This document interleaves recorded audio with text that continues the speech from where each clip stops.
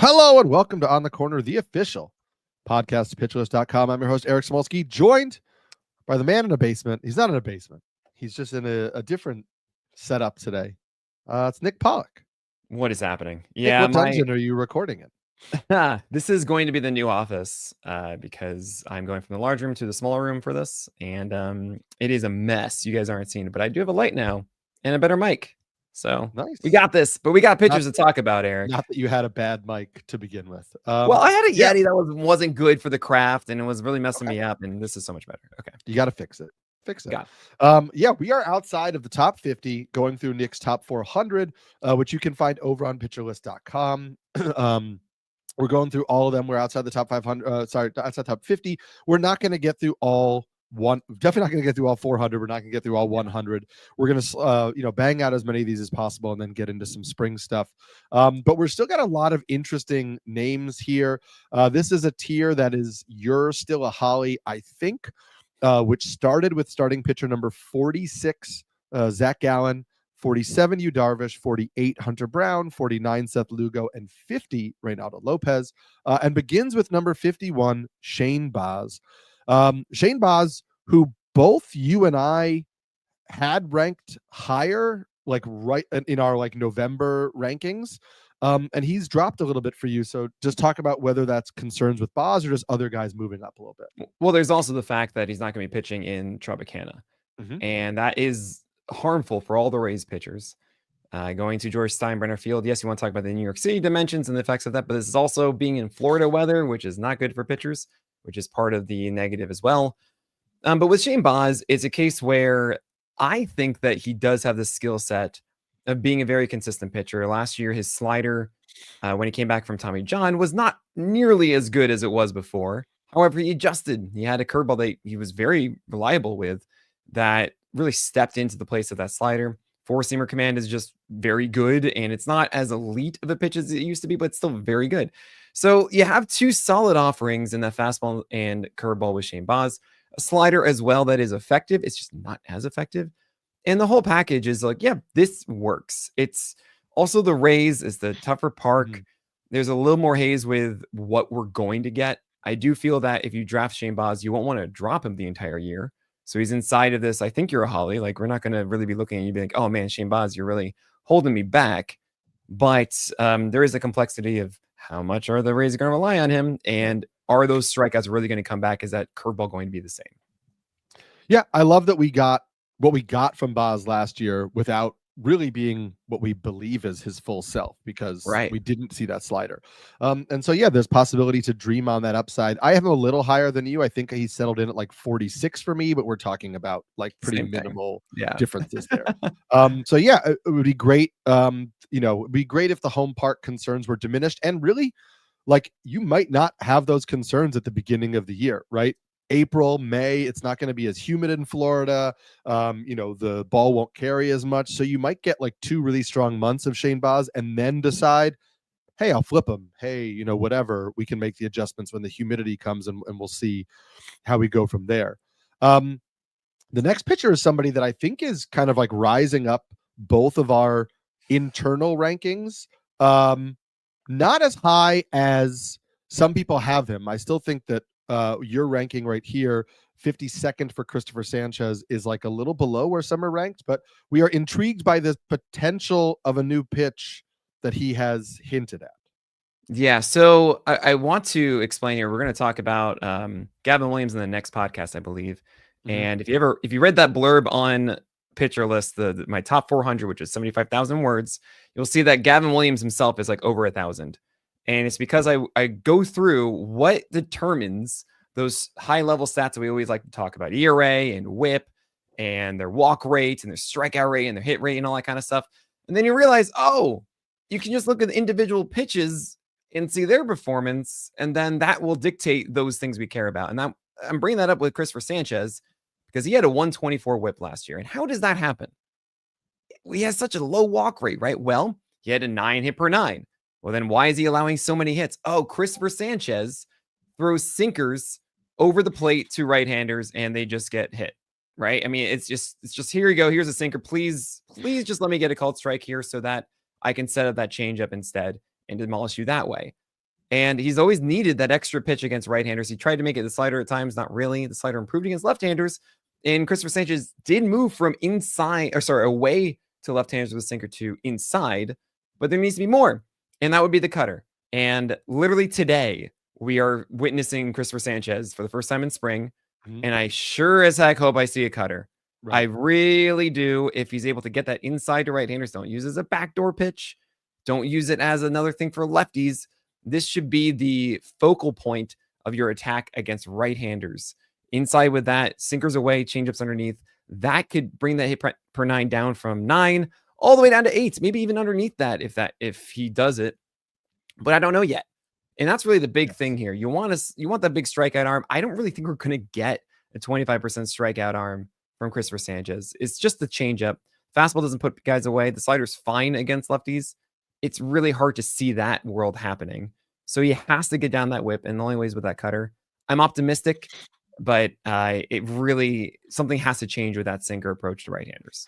Yeah. And if, this is where we say like, hey, keep an eye on what we're doing, because this might be a guy we move up, and we don't want to react too much because we know that also guys will throw a pitch in spring and maybe we enjoy what it will do or how it helps, and then they kind of abandon it at the first sign of struggle in the regular season. Yeah. I am intrigued by the fact, or I am buoyed by the fact that like he threw the cutter last year. I know it was only 3 times, but what we know that means is that it was a pitch he was working on last year. He worked on it enough last year that he tried to throw it in a game. He didn't like it, so he stopped throwing it, but it's not something that he just started doing for the first time in the offseason. It's something he's been toying with for a while. So if he then went back to the cutter in the offseason, it's not starting from scratch, which makes me feel a little bit more optimistic that it could be a pitch he actually works into the arsenal this year. Yeah. So yeah, I'm 3 cutters. I'm hoping. I was like, yeah, I'm good after that. I'm like, what? Yeah. He's like, I'm done. I'm done with that. Christopher Sanchez. I'm less optimistic. I don't know about the next guy. Like maybe it's just it's ageist of me, which I shouldn't be ageist at 40 years old. Oh my gosh, Eric. Ronel Blanco came a little bit out of nowhere. And I know that as we talked about previously, when he came out, it was like, oh my God, that changeup is otherworldly. And then he actually settled into a pitcher who had a little bit more to offer than just a really good changeup. However, he came out of nowhere as a 30-year-old, and I just don't know, with the lack of track record, if I feel so comfortable trusting him over some of the guys we have ranked after him. Yeah, I totally get that. Ronel Blanco actually in 2023 appeared, and he was more of dominant with that slider. There are times when I watch pitchers and I say, okay, cool, you're a right-hander. Like, what are you doing with the slide piece? And they just nail that pitch down in glove side. And you just have a good camera angle, and you just see like, yep, that's a slider that will miss bats. That is what the textbook of like, this is an effective slider is. But that's all I thought Ronel Blanco was. It was a 4-seamer that really wasn't enough in that slider. And then when he showed up and earned that spot at the last moment, because all these guys got hurt, or Urquidy and France and McCullers wasn't ready, and Garcia, and all this stuff was just like, everyone was not there. So Blanco had an opportunity, and he obviously seized it. And that changeup was the game changer. It was all of a sudden, oh, you have something else here that you can actually go against lefties. And really, I did like that Ronel Blanco was a little tepid with his fastball. There are many times that he actually just would throw it way out of the zone and not just give in and then lean back on the slider later. And it worked really, really well for him. So I hope that Ronel Blanco has that changeup again. And I have this rank because I do ultimately feel that, look, you are the number 4 for the Astros, not number 5. And that means, I mean, if not even like the number 3, you have a very secure rotation spot for a very good Astros team. Yes. And that itself should be productive enough. We've seen him obviously miss lots of bats. The downside, of course, is that Ronel Blanco could very well just throw too many fastballs in the zone, not have the changeup become 2-pitch, and he breaks the Wasker rule of only having an elite slider, and that's it. And that would be terrible. So Blanco, I'm optimistic that you have more than that. And I don't think you're going to get to a point that you really want to drop Ronel Blanco. Still, I recognize he's not as secure as others. I have like the bottom of this. It says, I think you're a Holly still, right? That's the whole tier. at the end of it, it's it's the last two guys we're going to talk about, Jeffrey Springs and Nathan Eovaldi, are also teetering in this way, more so than I think Christopher Sanchez and Shane Baz are. But I look, you're going to get wins, Ronel, Blanco. You're going to get more strikeouts, I think, than the other two guys as well. You're going to get a higher combination of wins and strikeouts than the other two. You might get slightly better ratios with the other. So put them wherever you want to. But the changeup really is everything. If the changeup's there, he'll be completely fine. Yeah, just added context. Lance McCullers is throwing live bullpens, but we don't really have any timeline for his recovery. And Luis Garcia is kind of like, I think the last time they suggested a timeline was that maybe Garcia would return in May to the mound. But we have no update on that. So to Nick's point, Ronel Blanco doesn't really have competition for a month or two before we really have to worry about it. Wesneski's the number 5 right now. Unless and then that requires Wesneski. What if he breaks out? There's a lot of moving pieces, but Blanco feels pretty secure in his rotation spot. And have you heard me talk about Miguel Eola? Yeah. Uyola? Oh man. I just, if he can just throw strikes. Yes. It's not like a pre-landed Baroa at Joe Boyle if he can throw strikes, guys. It's and I a little bit Prelander, another injury. Sorry, Prelander. No, I know. We have two guys who are definitely locked into rotation spots, and we'll get to those two guys after this break. You alluded to these two pitchers before. The first one is Jeffrey Springs, who has a new team, and I guess that offers a little bit more security for Jeffrey Springs this year. I mean, I guess so, because it's not the Rays, right? So he's not going to get as limited in the athletics. But yeah, whatever, go ahead and do the thing. But the problem with Springs is that his fastball is very hittable, and his slider isn't as devastating as we see from other guys against left-handed batters. The changeup is amazing, though. We know this. Left-handers with amazing changeups will just have success because you're facing right-handers more often than not. And Springs does a good job of locating these pitches for the most part. So I think it's relatively safe. If you draft Springs, you're probably not going to drop him unless you're like me and you don't want someone like Jeffrey Springs as the human on your teams. But I totally understand this. I have him at 54 because, yeah, this should be productive for your squads. And say what you want about his elbow injury and the fear of him coming back. Is he fully healthy? My understanding is that he's healthy right now. I mean, I don't think that trade happens if he's not healthy. Right. And you should feel fine just drafting Springs, putting him in your lineup and forgetting about it. Yeah. And again, not a lot of wins there. We don't really know how the ballpark is going to play. So things to keep in mind. But, a solid pitcher who's probably just going to get the run that he needs. So, yeah. Good for what? Pretty easy, straightforward, guys. Yeah. Well, I was just dude with sidetracked because Uncle Ted talked about Prelander. It's not a lower arm injury. It's actually a grade 1 elbow strain for Prelander Baroa. Oh dear. So that's not good news. And that was announced earlier today. The last pitcher on here, speaking of elbow strains, a guy who has battled them throughout his career, it's Nathan Eovaldi. We've talked a lot about Eovaldi and his success being linked to fastball velocity in the past. And so this seems to be a situation where right now we have no indication that Eovaldi isn't anything other than healthy. And so you roll him out there and he's going to be good. And there will probably be a time in the season where he battles some injury or battles some fatigue and the velocity starts to dip and his results start to dip. And either you bench him or drop him, depending on how deep your league is, probably just bench him. And then he'll right the ship again. And we've kind of done this dance with Eovaldi many times before. Right. And with Eovaldi too, the Rangers defense is phenomenal with his infield defense. So you want that for Eovaldi, a guy who's allowing more balls in play and more grounders with the 4-seamer and the splitter. I am a little concerned that the put away rate on his splitter last year was very high and that it should take a bit of a downturn. He also allows massive ICR marks of over 40% on all 3 of his main pitches against lefties: heater, splitter, and cutter. And none of those have been efficient as a put away pitch. That could get better with a splitter. That might be a way to even it out a little bit, but it is a little annoying that none of those have been that kind of pitch. And it just means that I think Eovaldi isn't as good dealing with left-handers. He has more fear, I think, against them. It doesn't really. It's interesting too with splitters specifically. Some guys really struggle when they have too much space when they don't have the confinements of the right-handed batter. That means they go more arm side misses, while against righties, they actually get it more precise, which is kind of interesting.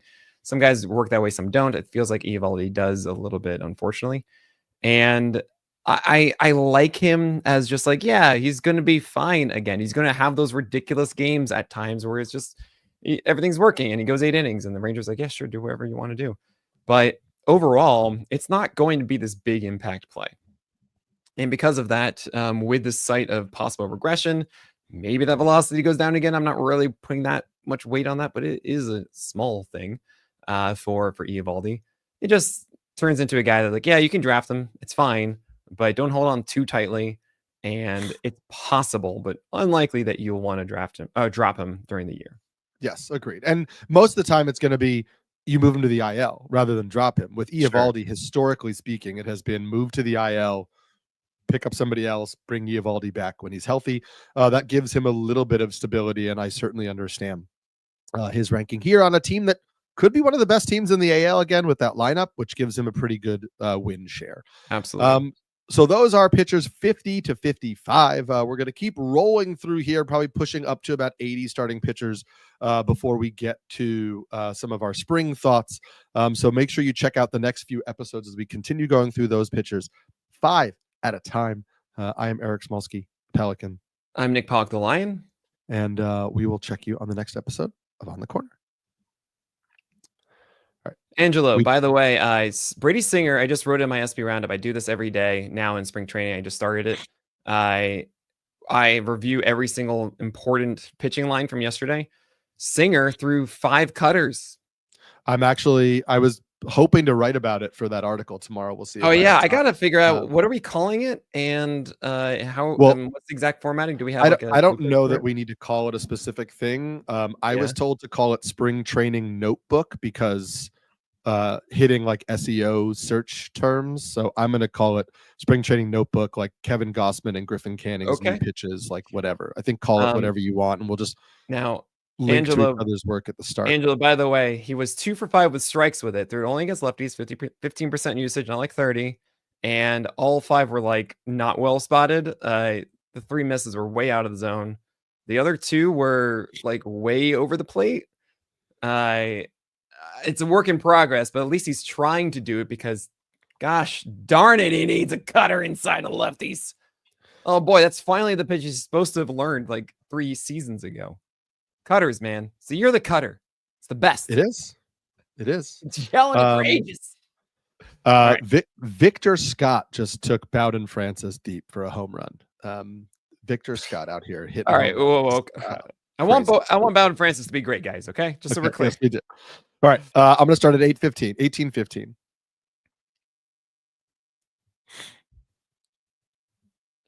Hello and welcome to On the Corner, the official podcast pitchlist.com. I'm your host, Eric Smolsky, joined by Nick Pollock as we continue going through his top 100-ish of his top 400 starting pitchers, going 5 by 5 pitchers an episode. Today, we are going over pitchers 56 to 60. So if you are just joining now, make sure you go back, check out all those other podcasts on the Pitcher List Network to get our thoughts on the earlier round starting pitchers. But we still have some interesting arms in here.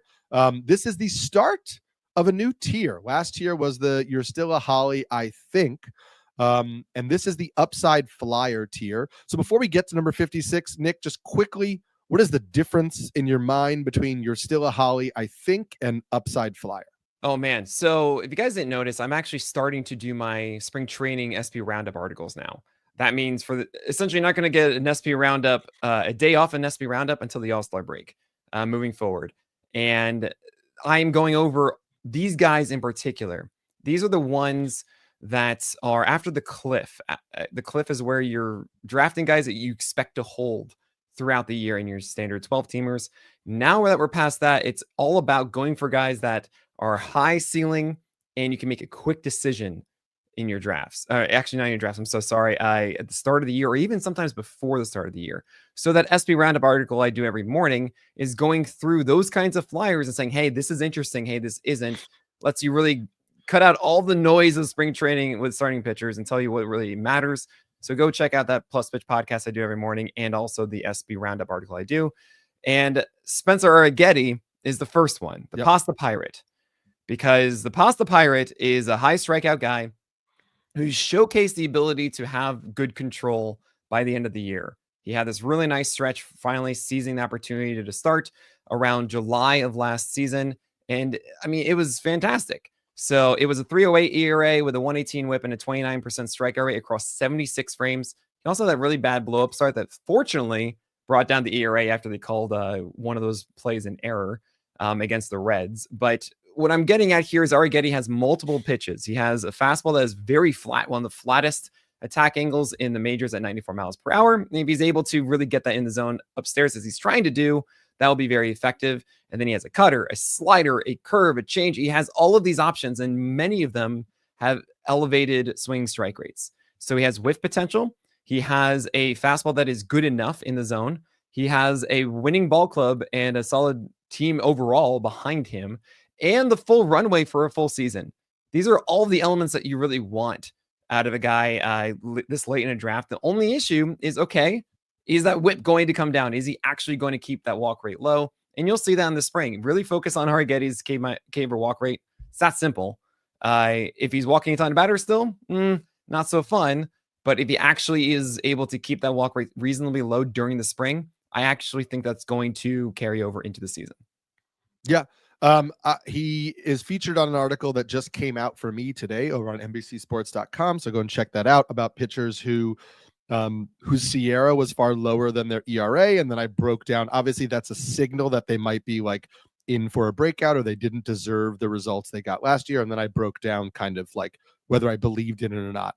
Obviously, with Arrighetti, it's very much the correction at the start of the season. You know, his last like 60 plus innings were much better than the first 60 plus innings, and deep arsenal and the ability to adjust against MLB hitters are things that offer a lot of confidence. Obviously you have him here in the 50s. I have him at 51.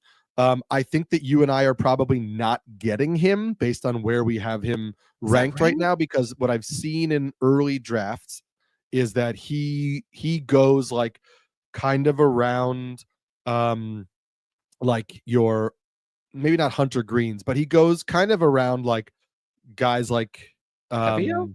Yeah, like Pepio, like before Shane Baz. Oh wow! People are really into what Arrighetti did. I get it. I think it's also because oddly enough, I'm more confident in like some of the boring guys like Eovaldi and Baz and Springs for sure. And I have more boring guys like Eflin, who Eflin actually originally had there, and I said, nah, you're gonna get worse, and I'm moving him all the way down to 80. But I think I would see myself in drafts getting Arrighetti at that same time too. Like, just because the rankings are saying, look, I have this one and this one and that one, I put them in groups on purpose, because if I'm at a point in my draft where I already have 4 or 5 guys I need, and I'm now shifting to that upside flyer area, I wouldn't go for Springs or Eovaldi. I would go for Arrighetti instead.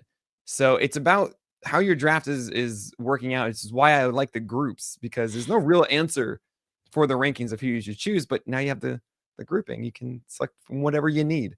So Arrighetti, I'm actually kind of amazed he's going that high. And I remember everyone was really low on him initially. So ADB has corrected itself, it seems. We love the groupings. I got to tell you, I thought about ranking this next guy high because, I think I understand the upside of Dustin May. Dustin May is in the competition right now to be the 5th starter of the Dodgers. The Dodgers have said they're going to use just a 5-man rotation until Yu Darvish is back. The competition is between Dustin May, Tony Gonsolin, and Bobby Miller, who is fine after getting hit in the face. He has a concussion, but he's in the competition. I get it with Dustin May, but we've got a guy who's never thrown over 56 innings in the majors before. So how many innings is he really going to go?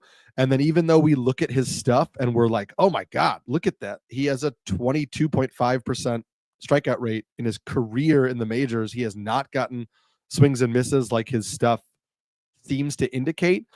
And so I just still think that May is a reliever. I can't get it out of my head. I just think that he's a reliever. No.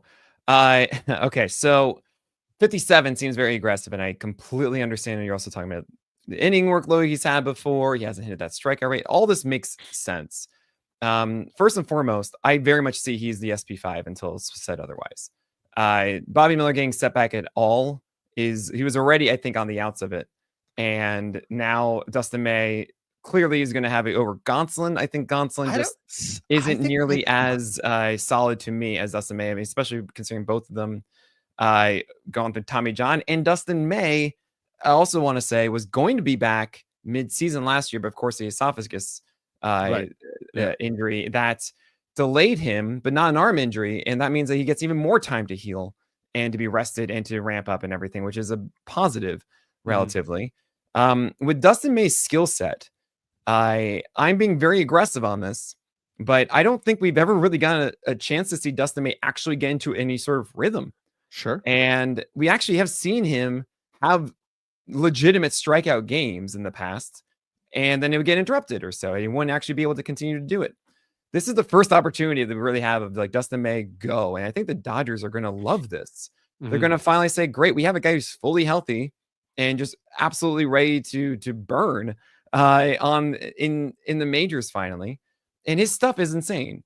I mean, I don't think I really need to explain this much more than saying he has a 97-mile-per-hour sinker that has like the most horizontal break that you've ever seen. Agreed. And of course, he has stupid low ICR marks on this throughout his entire career. He has an 85-mile-per-hour curveball. And if you know anything about curveballs with velocity, you want to be above 80. And if you're above 82, 83, it goes, then it's like actually like the stuff plus marks, everything goes way up on curveballs at that point. And should be a whiff pitch. He has a cutter as well that showcased massive plus ability. Dustin May, to me, is in such a great scenario. It's the Dodgers. He's going to get wins on this team. He also has this arsenal that should speak to going deeper into games too. Now, is it going to be a 27% strikeout rate? Probably not. Right. It's not. I don't think it's going to be like a 20% either. And I see this as a potential like 23, 25. But at least it's either going to be an efficient pitcher who's going to be able to get outs quickly and get through the 6 so you have a higher win chance. Or he's going to be then not as efficient, but favoring strikeouts more because he's missing more bats, right? I think he's just a stupid hard pitcher to hit. And I will always go for that kind of guy in general, especially when you have just overwhelming stuff in there too. Dustin May, I don't really even care about the inning concerns because we're past the cliff now. We're past the point in your 12 teamers that you should really expect that I have this guy for the entire year. It's just how it is. You're not getting this guy. You're not drafting this guy in the first 12 rounds. You generally aren't going after any more of these by like the 14th, 15th, because my whole strategy that I say openly and constantly, I have these rankings done that you should be going for 4 starters in a row, essentially from like rounds 8, 9, 10, 11, if not 5 in a row. And then now it's like, cool, who do I want on top of that as I have my foundation already? That is Dustin May is the one I really want to go for. So yeah, I get if he wins the starting job, then even if you only get 85 innings out of Dustin May, you get them at the beginning of the season and you make an adjustment from there. I guess my thought is just like, I don't believe in the strikeout upside as much as you do, just because I haven't seen it yet. Sure. But yeah, if it seems like he's edging toward the competition, I fully get taking a flyer and just saying like, I'm getting a guy with wicked stuff on the best team in baseball, and we're just going to see how it goes. Yeah. And absolutely. I understand that. I would rather take Gavin Williams, who you and I are both really high on. You wrote so many words on Gavin Williams. I wrote a lot of words on Gavin Williams. He's been in 3 of my articles this offseason. We both like the cutter he added at the end of last year and hope that it continues to build into a pitch that he can feature a little bit more this year.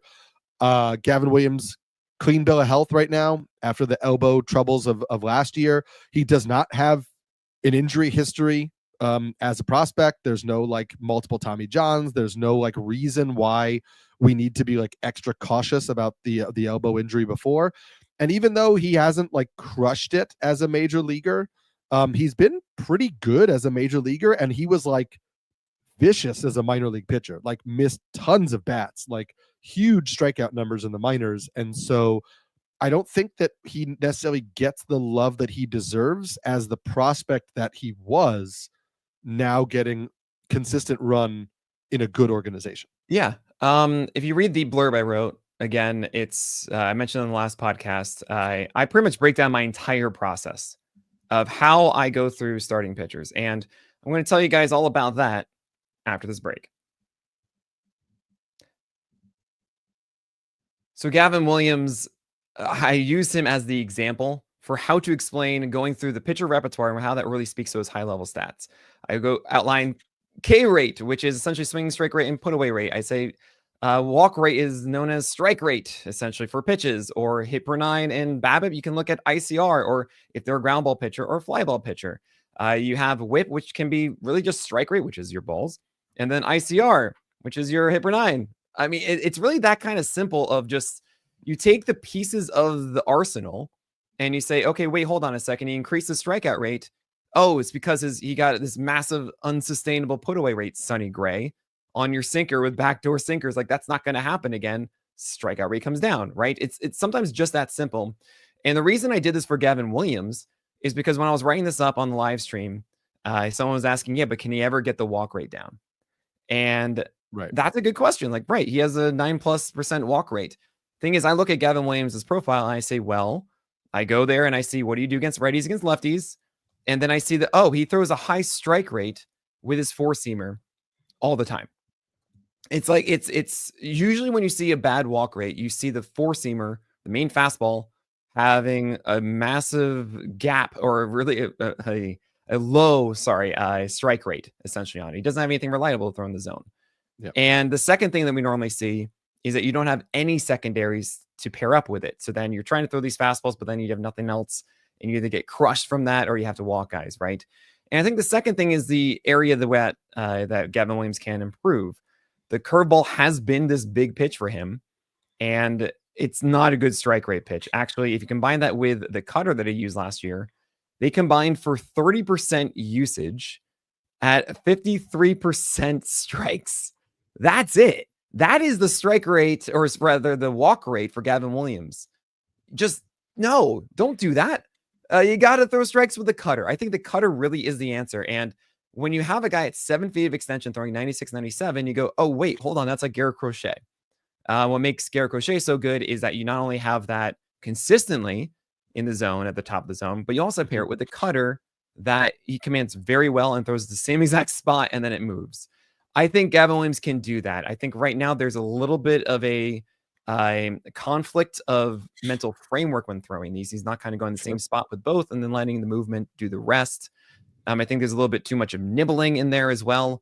I very much believe in that cutter for Gavin Williams.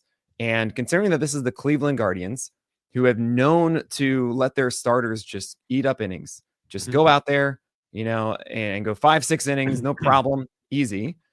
They're a winning ball club. I love this situation for Gavin Williams. He has that strikeout potential. He should lower that walk rate. And I think with that cutter, you're going to see better ICR marks on both that cutter and, of course, the four-seamer. And then he still has his curveball that he can whip out for 2 straight counts. And I think the whole package there is really good.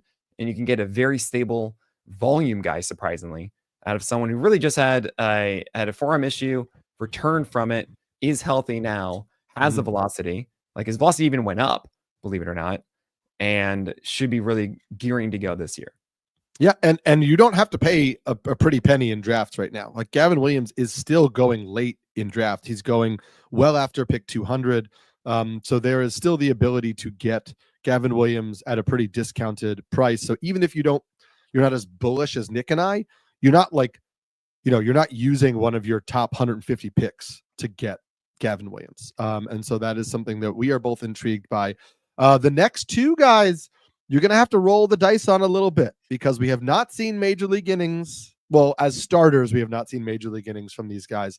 They're probably the two top pitching prospects in baseball. There are some lefties that are in the conversation, but Jackson Jobe, Bubba Chandler, you have back-to-back here. You do have Bubba Chandler one spot ahead of Jackson Jobe. I have seen a few other people, including our friend Eno, kind of starting to lean a little bit more toward Bubba Chandler over Jackson Jobe. And then you have the idea that, like, listen, we just saw the Pirates last year call up Paul Skeens in May and then give him runway. And it would not be surprising if we get a similar type of trajectory for Bubba Chandler. I will say the signing of Andrew Heaney does add one more starter to the rotation. But if we pull up just the roster resource projected rotation in Pittsburgh, Bailey Falter is still the SP5. And even though I think the Pirates will be happy to start the season with Bailey Falter as the 5, if Bubba Chandler is tearing up AAA, Bailey Falter really isn't going to keep him from the major leagues. Yeah. And injuries happen and whatever. Yeah, well, right. I mean, last year we thought that Jared Jones, there's no way he's going to make it. Even though they added Domingo Germán.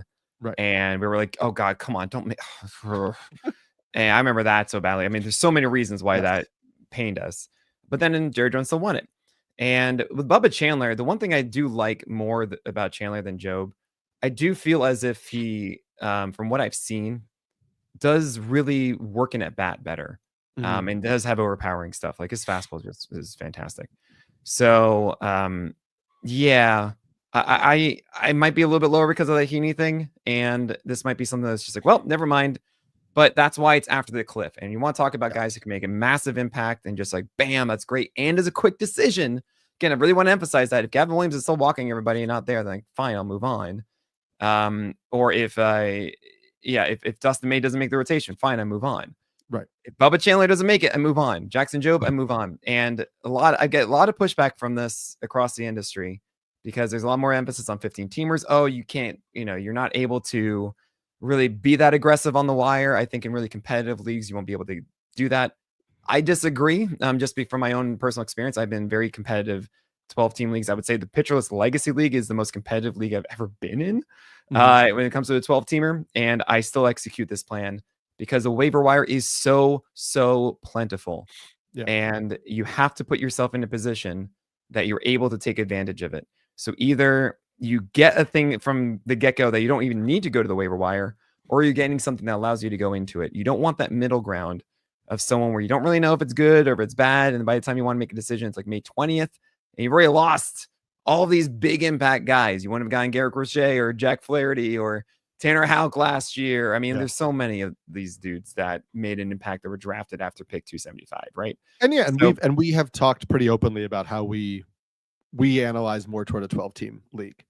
And I think you can make the decision right now on Jackson Jobe because Heston Kjerstad took him deep for a 2-run homer today. So obviously it's all over for there Jackson you go. But no, Jobe, listen, I know that the names that are competing for a spot in the Tigers rotation right now don't excite people, but they are names that the Tigers are inclined to give opportunities to, right?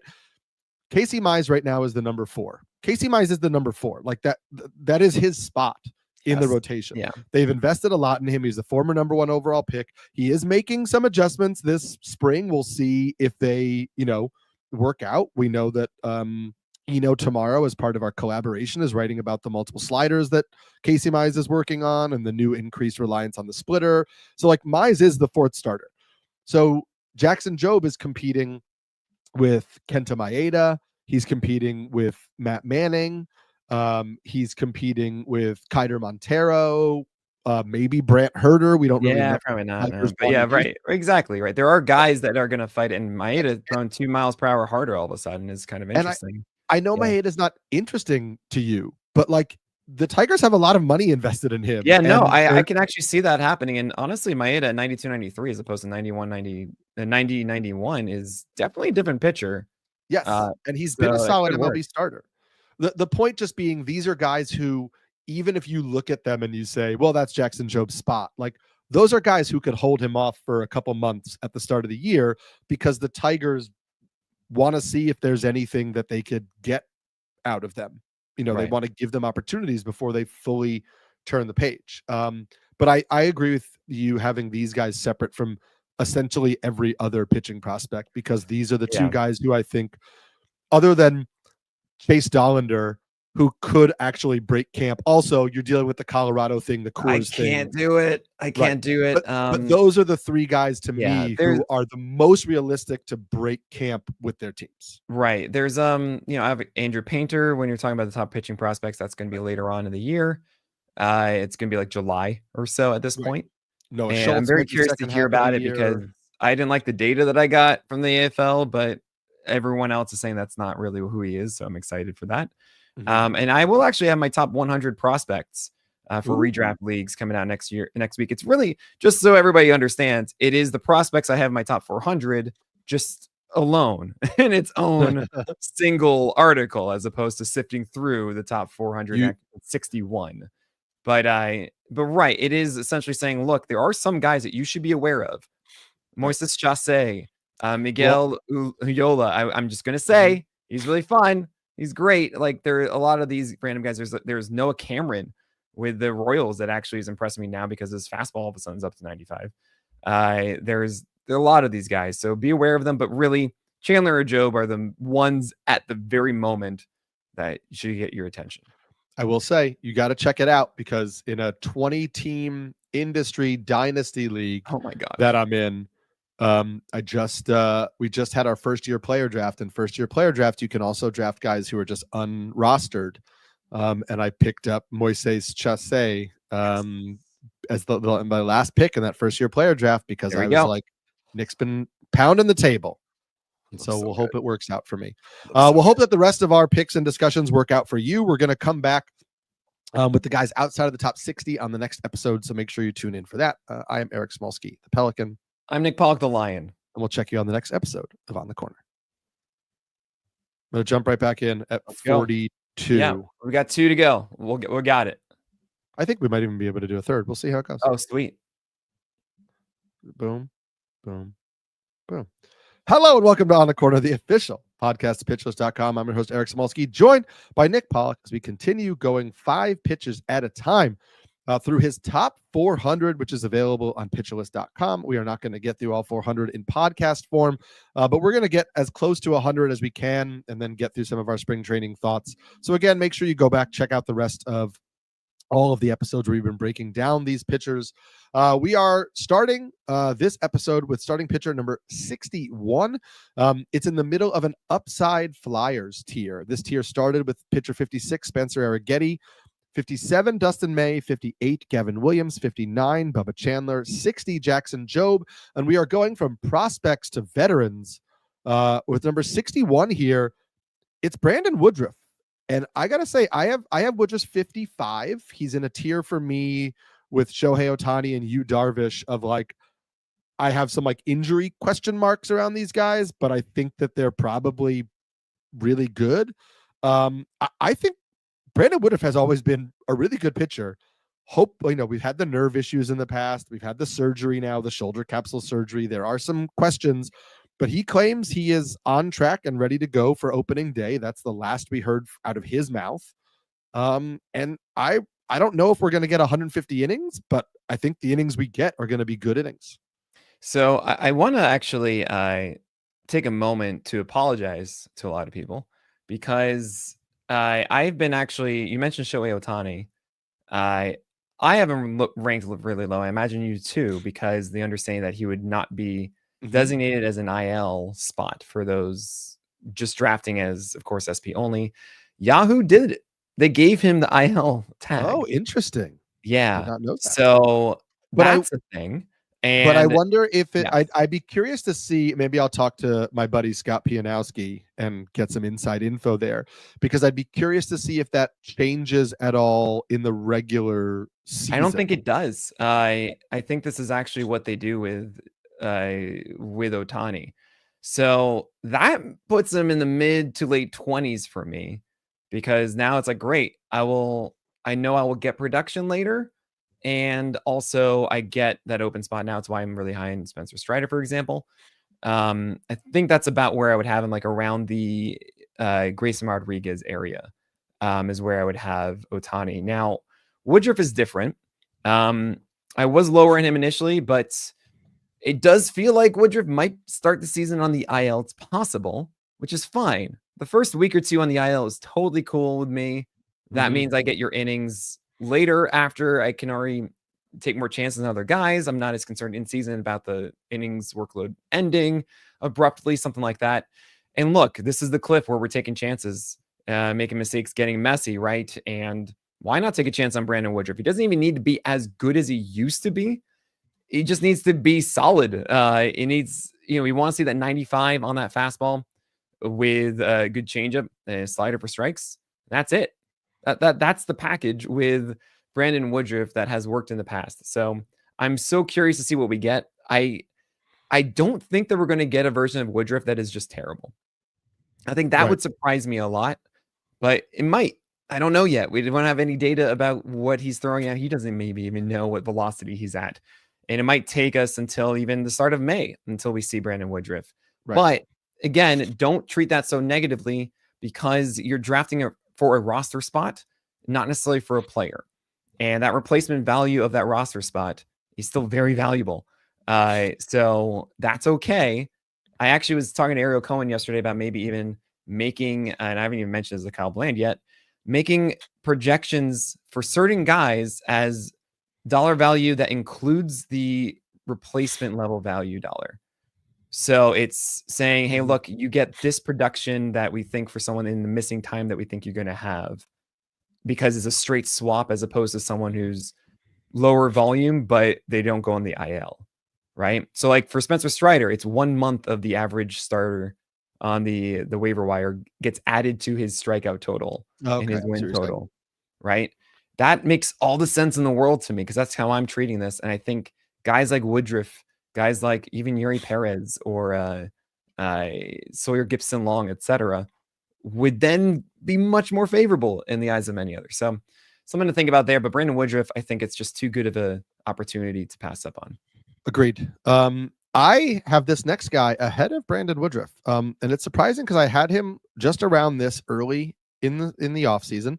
But I have moved Kevin Gausman up to starting pitcher 42 for me. You have him at 62. And I am admittedly maybe already adjusting for 2 Arsenal changes that we know Kevin Gausman is implementing. The first is obviously that he started throwing a sinker last year, and we assume will continue to use the sinker. And the second is the note that he is adding in a cutter this offseason.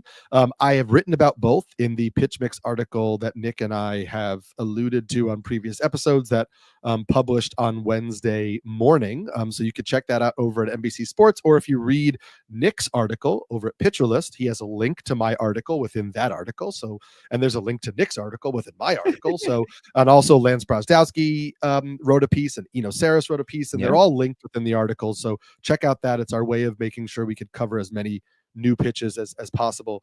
But obviously you and I have talked at length about how Gausman is kind of essentially a one-pitch pitcher because the four-seam fastball gets hit really hard and isn't particularly a good pitch. And so he has to rely on the splitter a lot.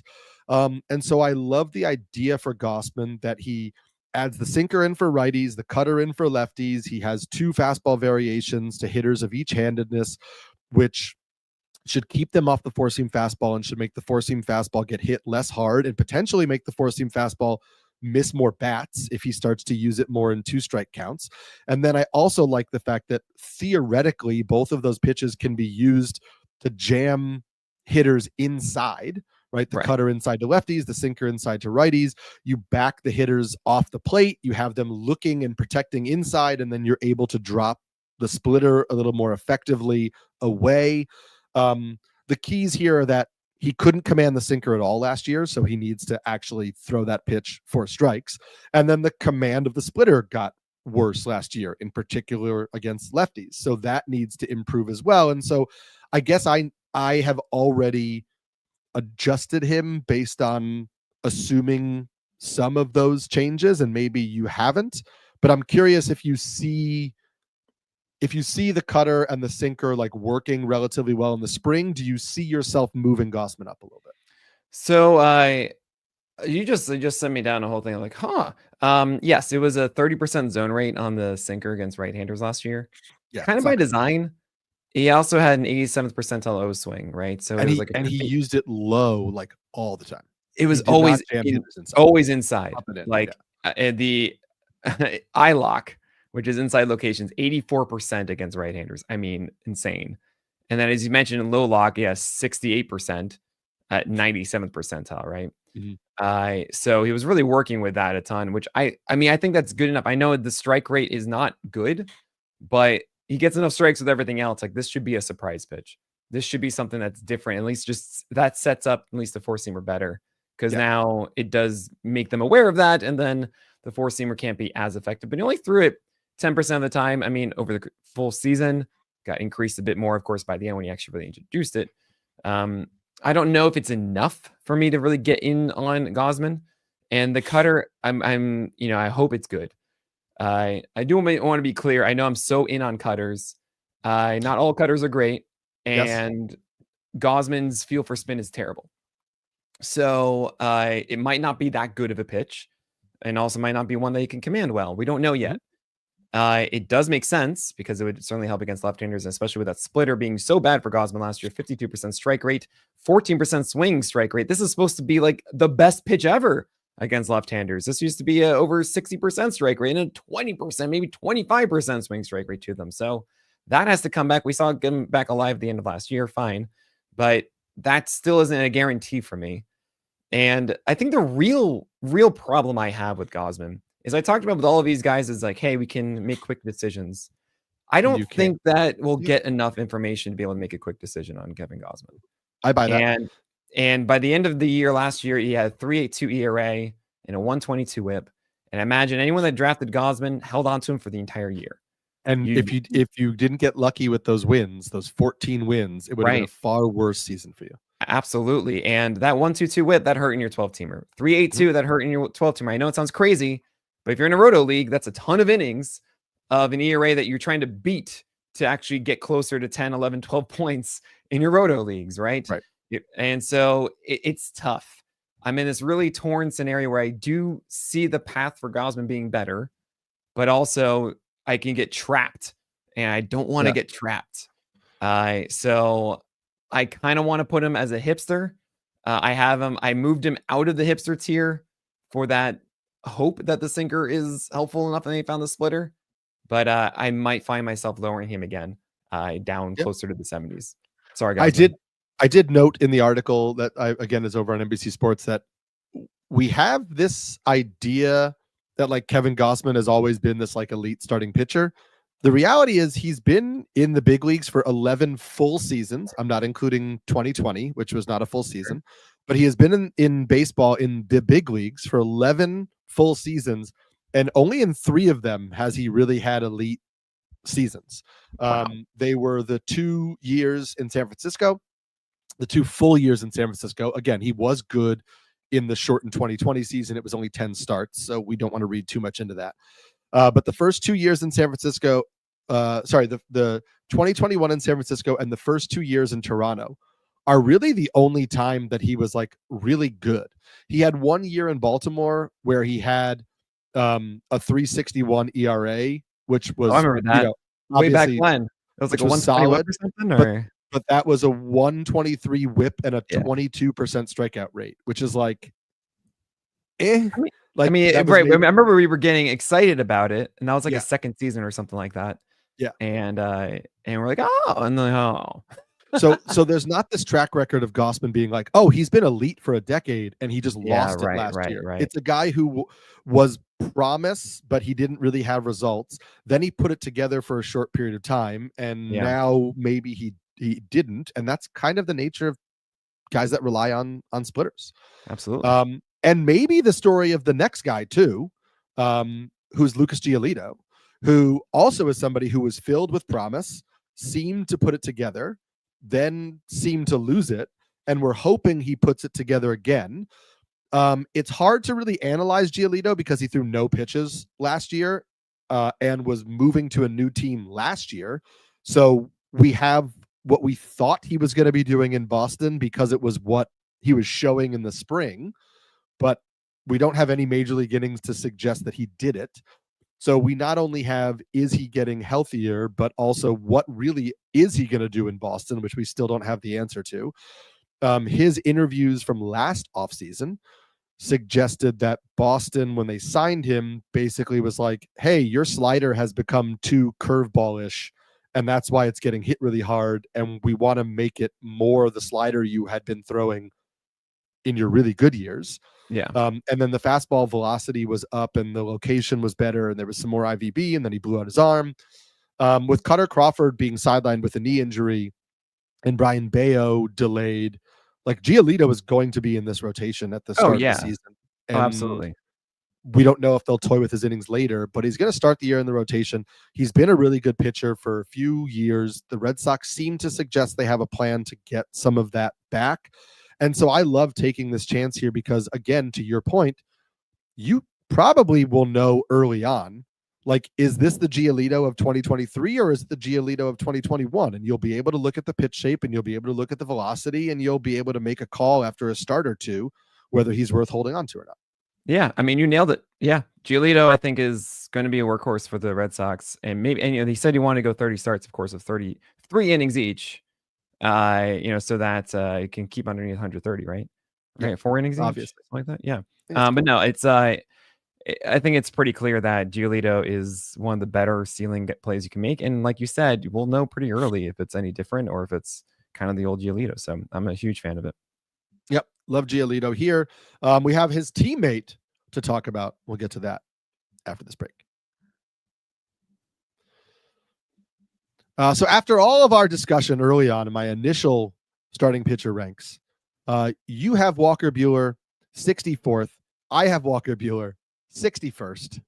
We've kind of come to the same area where I am ready to move him up in spring. I need to see a couple things.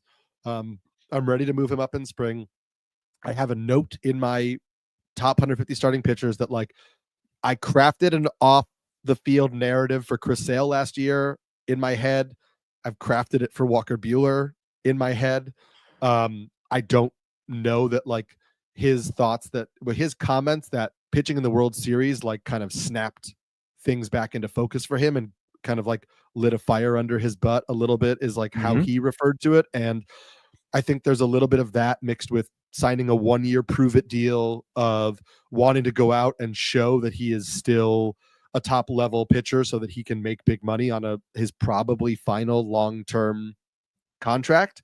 And I do believe that stuff matters. And then you pair that with the Red Sox maybe having a pitching philosophy that will help to mitigate some of the diminishing returns on his four-seam fastball. And I see the glimmer of hope there, but I also need to see if his approach is going to be different in the spring. If he's still just throwing the same four-seamer, there's no more sweeper, there's no cutter, there's no, we're not changing anything.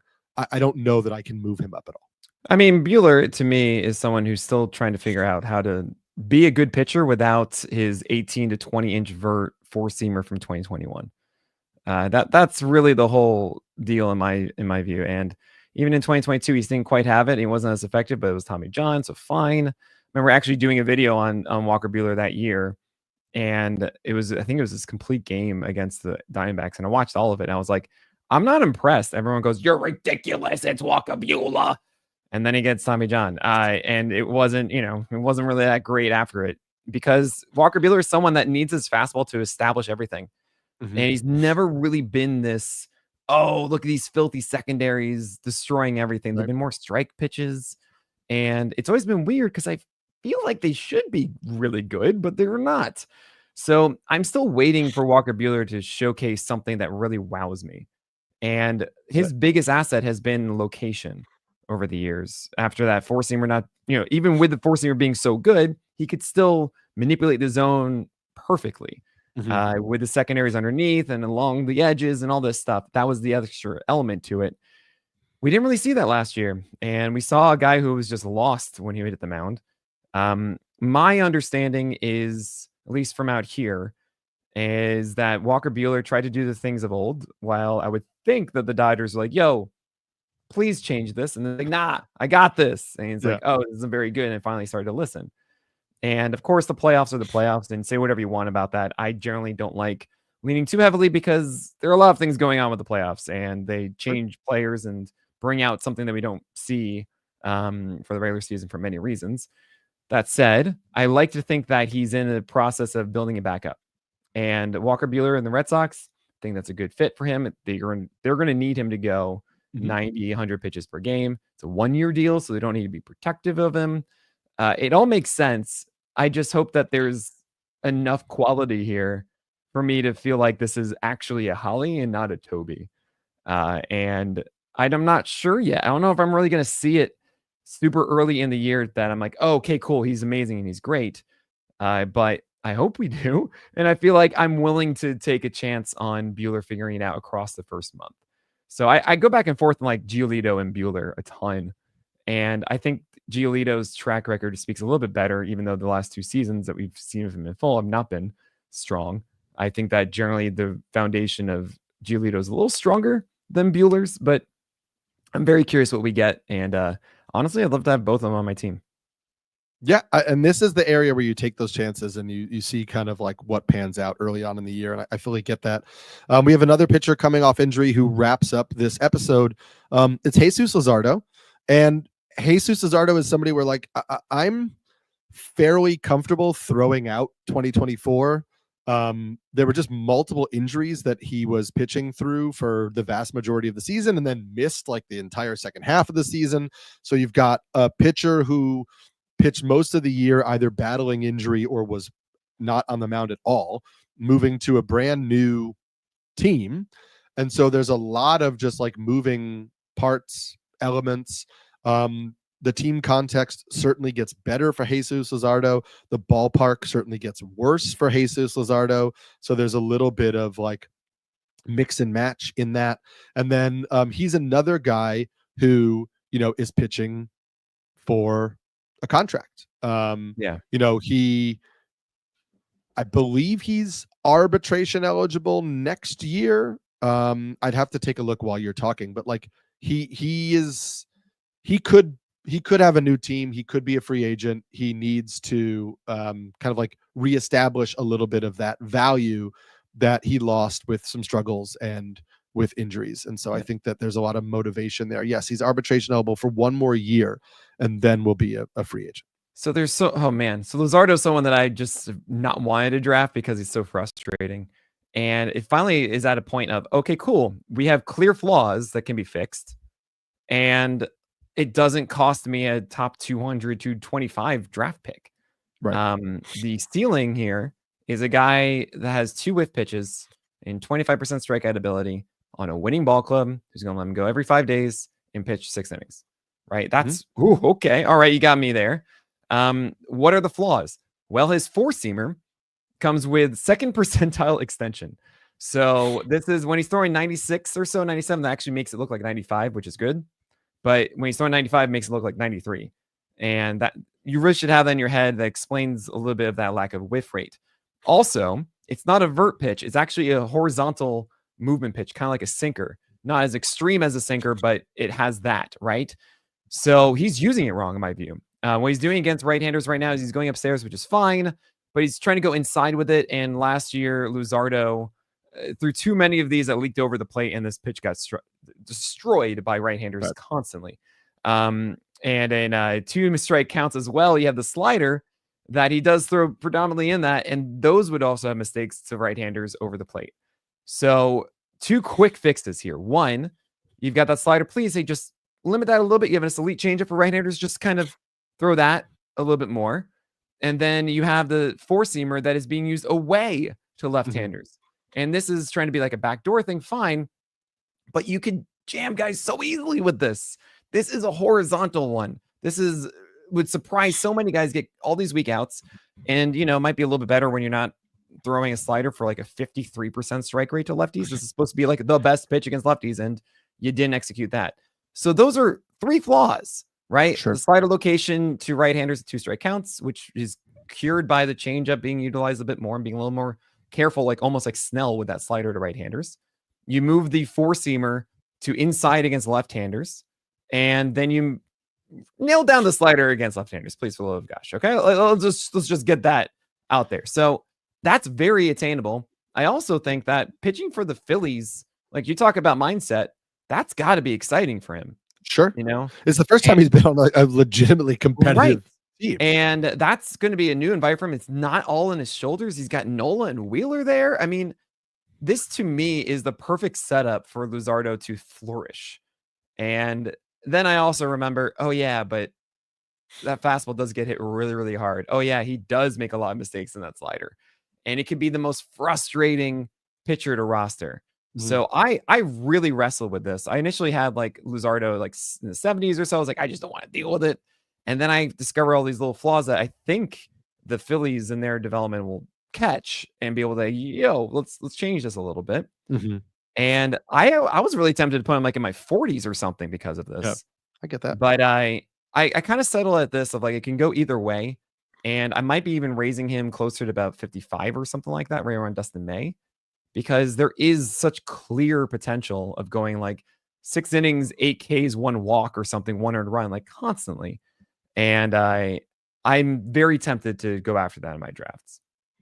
I get that. I fully do. The upside is there. And again, that's where we talk about when we're in this portion of the draft, you're taking those swings on upside. You've probably, hopefully already established your foundational pitchers, and you're taking these late upside flyers.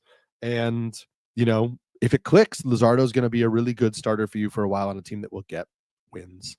I should note, not relevant to anything that we discussed today, but just relevant to the articles we've talked about are coming out.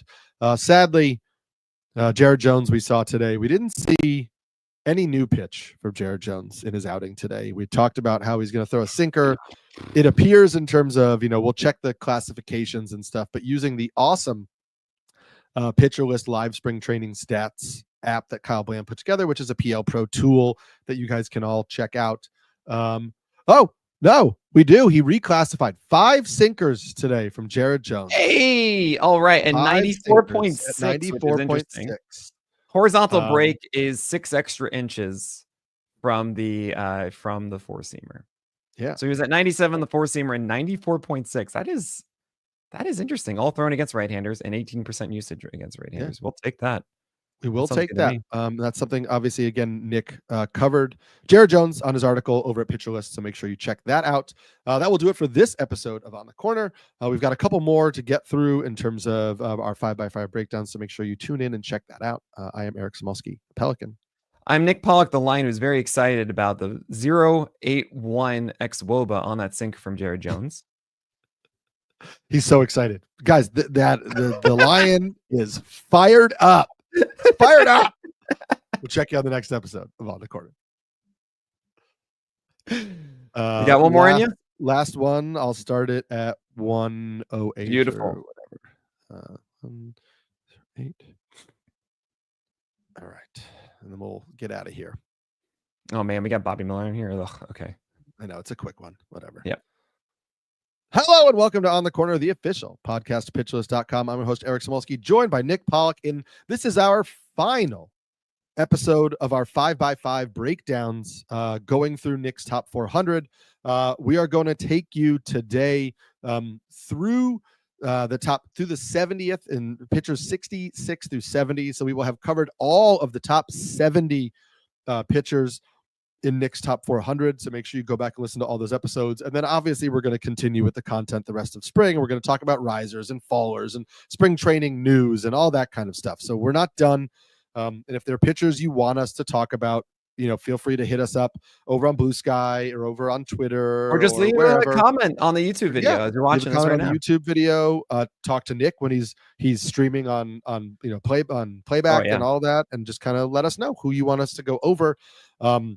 But we are starting today with 2 guys who maybe are in rotations. They're in rotation battles, and so maybe their ranking is a little bit impacted by that. The first guy, number 66, Drew Rasmussen. We think that Drew Rasmussen is contending for the 5th spot in Tampa Bay with Zach Littell. There's also maybe the 4th and 5th spot with Taj Bradley, because Taj Bradley has some minor league options. So depending on how he looks, we don't know what Tampa Bay is going to do. Is that part of your ranking of Rasmussen at 66? Like if you knew for sure he was starting, would you move him higher, or are these just concerns about him? No, this is just, I mean, we talk about this tier being like, all right, quick decisions.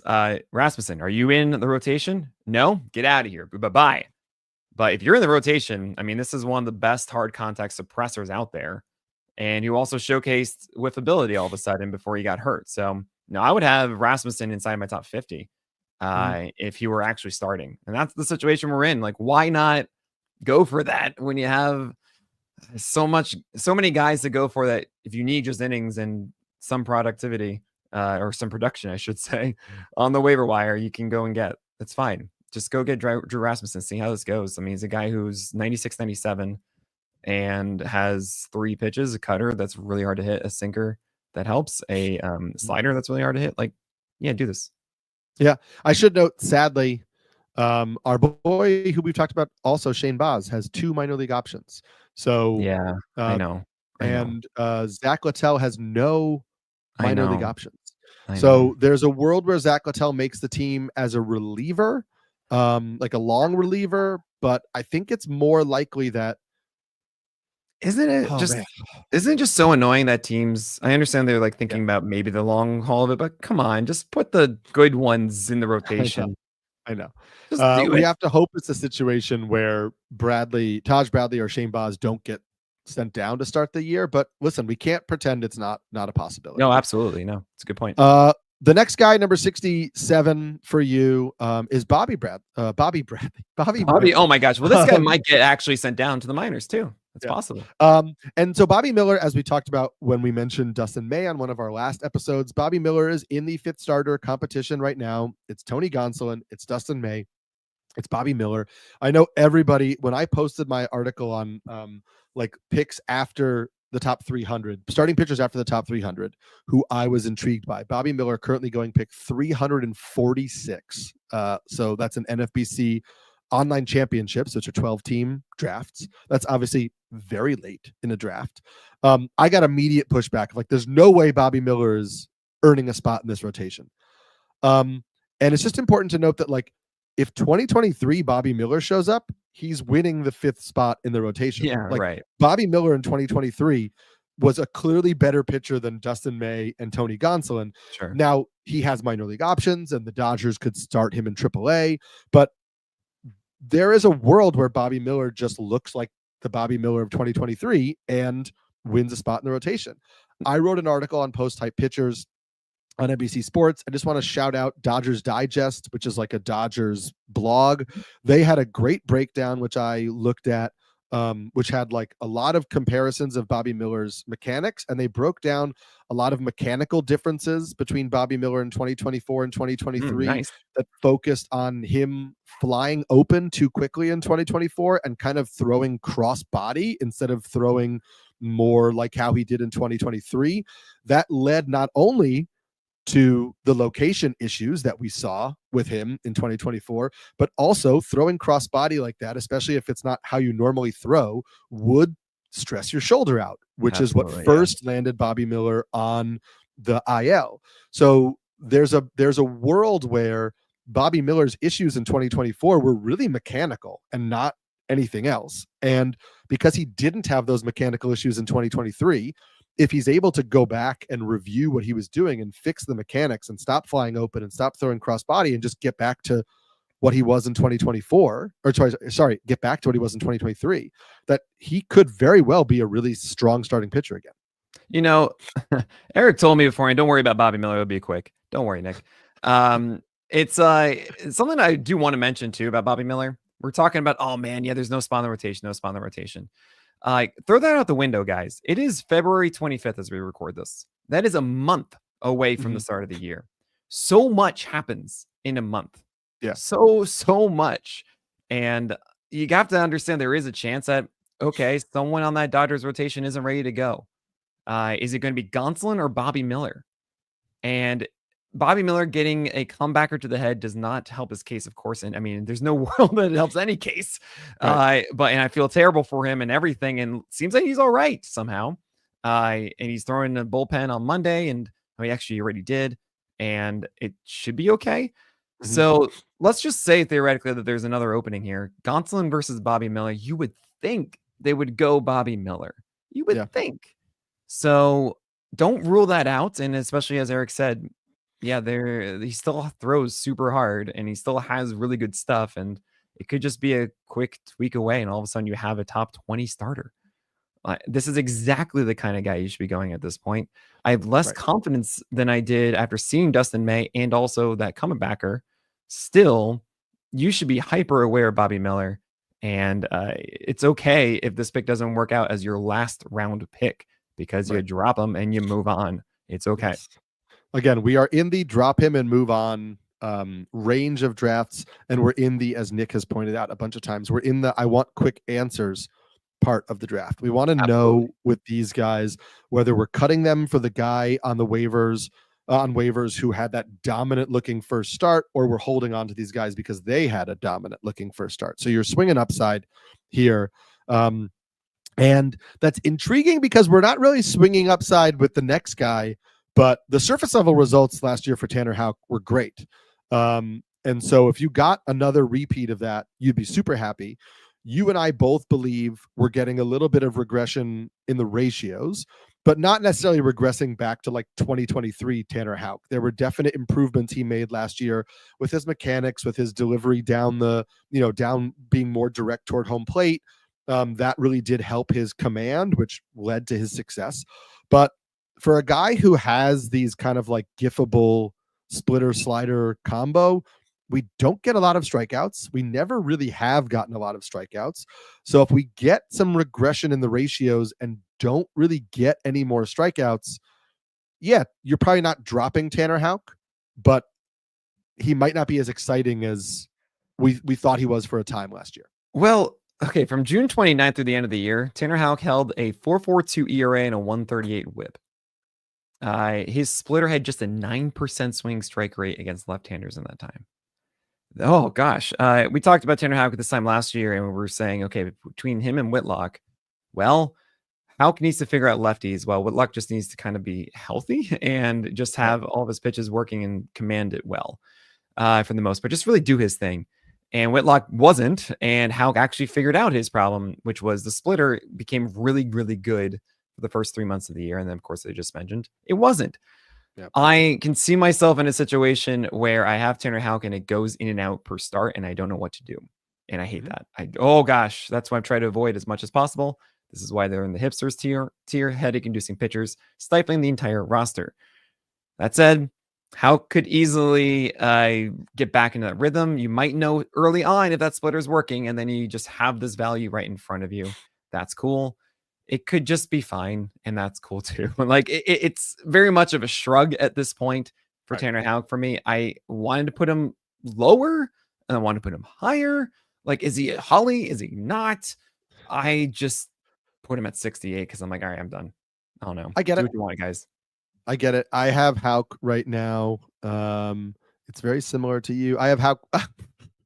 I have Houck 68 because my gosh, Eric. Because right before we started, as we were recording one of our earlier episodes, I jumped up the mini tier of like Jackson Jobe and Bubba Chandler ahead of the tier that I have Houck in. So that bumped that whole tier down, and that bumped Houck down to 68. So that's random, but we are on the same page with Tanner Houck. And we'll see if we're on the same page with his division rival mate, but we'll get to that after this break. Another guy who has much better surface level stats than the ranking would indicate is Luis Gil. Right, we know Luis Gil was dominant for stretches last year, but unlike some of the real breakout guys from last year, Gil is down here in the 60s. He's down in the 60s for me as well. I believe it's just command, right? Is that what you're seeing? I mean, he has. It's just I don't know if when Luis Gil showed up last year, he surprised me because he had his changeup all of a sudden to get strikes. I was really against it. It felt like he was such an inefficient pitcher with just fastball slider. Couldn't really get strikes with the slider a lot. Really threw a ton of fastballs. I also wasn't quite aware pre-Tommy John how good the four-seamer was. I was like, oh man, no, it's flat too, and this is really cool and has good vert. This is interesting, and I got really into it because that changeup showed up. That changeup for a stretch was actually really good, and then he lost it, and then it was kind of sliders dancing with the disco. That is what Anthony Desclafani, otherwise known as Tony Disco, would do. Just throw 40% plus sliders in the zone and get away with that. So is that who Luis Gil is? I don't really want to do that. It doesn't really speak to 6 innings constantly, and that means that his win potential goes down despite being on the Yankees. So I get a little weirded out. I want to believe that he'll have his changeup again and that there's growth to be had with command. But there is this feeling that Luis Gil is just kind of destined to be a bit volatile and more like a 9% walk rate, 10% walk rate guy than he is to be like, no, I can pitch. I know how to utilize all these things. This is totally fine. And I don't want to deal with those kind of volatile guys as much as I can. I know the strikeouts are tempting, but if you're walking that many, the strikeout percentage is actually less of an impact because you're going to have fewer innings. Right. That's just how it is. And that's not going to be fun. So I really want it to work out, but I can't really tell at the moment. And I don't like that. It is also important to note, I understand that the thought that Gil might not be in the rotation is wild to some people. But remember that Luis Gil as a prospect had major bullpen risk because of his control. That was always baked into who he was Luis Gil has trouble throwing strikes. He could be in the bullpen. He has a minor league option. Marcus Stroman has no minor league options remaining. The Yankees most likely want to trade Stroman. I don't think that's a shock to anybody. But depending on how things go in the spring, if they're either unable to trade Stroman or if Gil just looks lost early on, whatever it is, right? There is a world where Stroman starts the year with the Yankees until they can find somebody to take him. They're not going to waive Marcus Stroman. They're going to find somebody to trade him to. So if they're unable to make that trade, if Luis Gil's command issues rear their head in the spring, like, I'm not saying it's likely. I'm just saying there's a world where Gil is not on a team that wants to win a World Series. They're not going to have patience for long stretches of Luis Gil struggling with command. They have a full rotation. They have guys like Will Warren who looked really good in his first start, where, like, if at any point in the season we get a lot of starts of Gil just kind of like missing the strike zone, the Yankees aren't going to just keep throwing him out. They might phantom IL stint. They might let him try it out of the bullpen for a little bit. But again, like, we have 1 year of track record with Luis Gil. He's going to be 27 years old. This isn't a guy who shot up to the majors at 23 and, looks really good. This is a guy who, in minor league seasons, in 2021, he had over 5 walks per 9 inning. In 2022, he had over 5 walks per 9 innings. Like, this is a guy who has really, really struggled with command in the minor leagues, and maybe he fixed it. Maybe he didn't. We don't know. And we just have to entertain that world of possibility. And before we go to number 70, I just very briefly want to tell you guys about the guys just outside of this that you might be wondering about quickly. Yusei Kikuchi, where the heck is he? I just don't trust that he's going to be consistent enough with the Angels, and the Angels' development is weird, and I imagine he's going to go back and forth the entire year, and it's really frustrating, just like it was last year. And I just can't trust that. Nick Lodolo, I hope he's going to be great. It's just been so weird, and it's also in Cincinnati, and it's weird. I don't like weird.